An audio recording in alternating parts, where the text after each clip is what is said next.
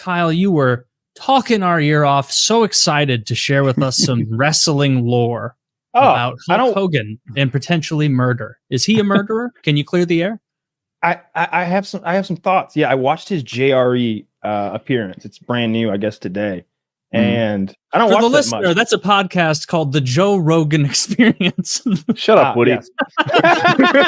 For those who don't know, a podcast is so Hulk Hogan, amazing guest. I loved it. It was so good. And he was talking about the old days of wrestling. So originally, everyone knows of Vince McMahon, I'm sure. Well, his father is Vince McMahon Sr. So in Vince McMahon Sr.'s day, wrestling was there were these territories. And it was it was like areas around the country because you had local TV, not cable, like covering a whole country. So you owned your territory. It was almost like mafia rules, like you don't go into our territory. If you do, you're coming here because we invited you, and your guys will lose to our champion, and then and that's how we'll do business. And so when it came time to hand the business down, actually sell it to his son, Vince McMahon Jr., he's like, look, business is yours. Run it how you want, son, but don't ever mess with the territories. Promise me you won't mess with the territories. It's like, I promise you, Pop. Fingers crossed. Immediately he goes to Hogan. We're going after the territories. You coming with me? He's like, yeah. So they go into this one territory, and the way they do it, obviously, is they buy ad time in fucking Omaha or whatever and start pumping fucking Hulk Hogan's coming to town August 6th. The baddest motherfucker in the world, the champion of this place and that place, and he holds this belt and that belt. He's 6 foot this, 200 and whatever, 24-inch biceps, brother. He's coming. He's coming for the champ. Whatever. And the problem is the champ in this region has been champ for like 18 fucking years. He's as hard as nails motherfucker who doesn't put people over. He doesn't lose to you. You lose to him. That's how it works. And he puts word out. You tell Hogan, I'm going to kill him when I see him. And they're like, oh, yeah, we'll let him know. You let Hogan know I'm going to use this. I'm going to shoot him in the face. And they're like, oh, okay, we'll let him know. And so Hogan flies into town or whatever, and they call him. And it wasn't about the threat. It was, hey, the champ came down to the ring today with a gun, and he tried to burn the ring down. And the cops came, and they kicked him out, but they didn't arrest him. So he says he's going to kill you when he sees you. And Hogan's like, so I'm fucking terrified because I know who this man is. He's a scary man. He means what he says. So, I roll in late. The intermission's already begun. I'm at a bar down the street. I've had a couple bottles of wine and, just kill the time. And it's time for me to go in. So I go in, man, my stomach's just upset from all that wine. I got to take a dump, brother. And so I head into the bathroom. And I got my yellow spandex around my ankles in there, and I'm letting her rip. And I hear the British Bulldog, who's another pro wrestler, yell, "He's coming for you, Hogan! He's in here!" He said, so I jump up and I jerk my shorts up. Don't even wipe my ass. He's like, I can't be caught with my pants literally down. And I burst out into the room ready to fight. And he's got that gun right in my face. And he says, I should kill you for coming here. I should kill you right here for coming here and trying to do this to me. But I need a job. And he's like, and that's how we signed him and we took the territory. And that sounded rough. There we go. Hey there, Good evening. How are you doing? Yes. Oh, we got him. We got him. Sorry about that, guys. Oh, no worries. I was just telling him about Hulk Hogan on the giving an interview today. He also said that the scariest territory was, I think, Puerto Rico.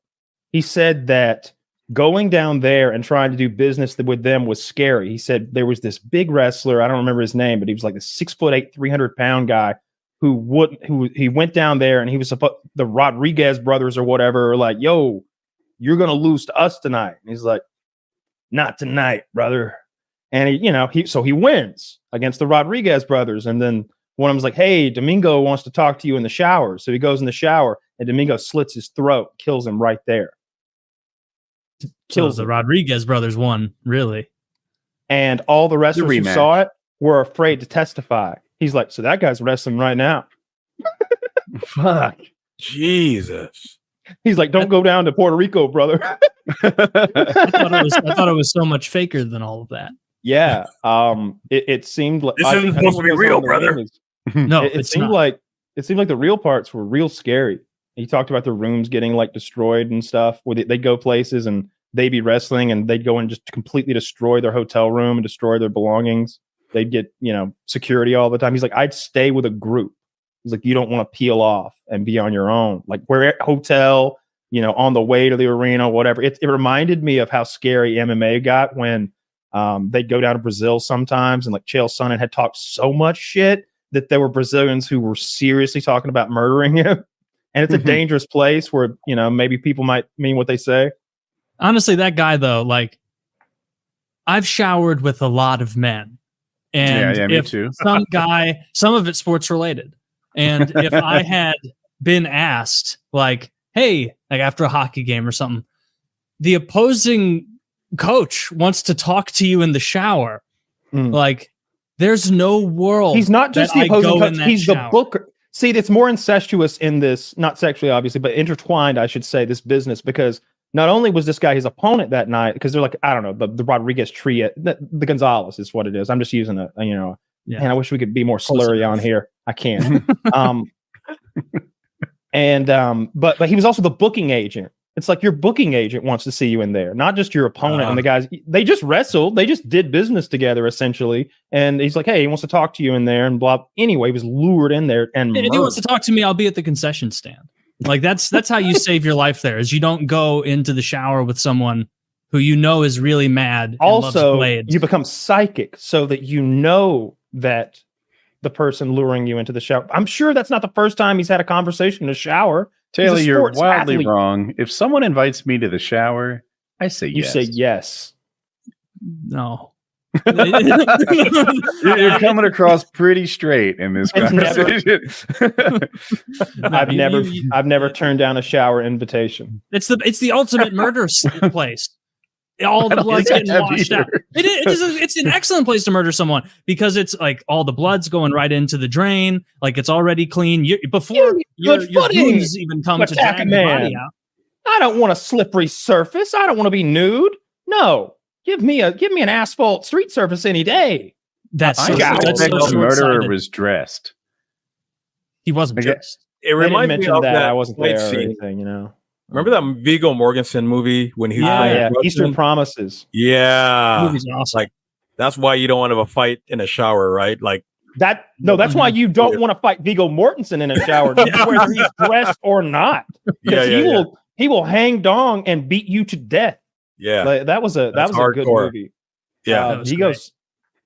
You're like, are you sure that's Aragorn, son of Arathorn? Because he's hanging his ox out and he's got tats all over him, and he's choking Igor to death with his like own belt or something over there. It was that's a good hardcore movie. The only part of that scene that I didn't trafficking and was Russian mob.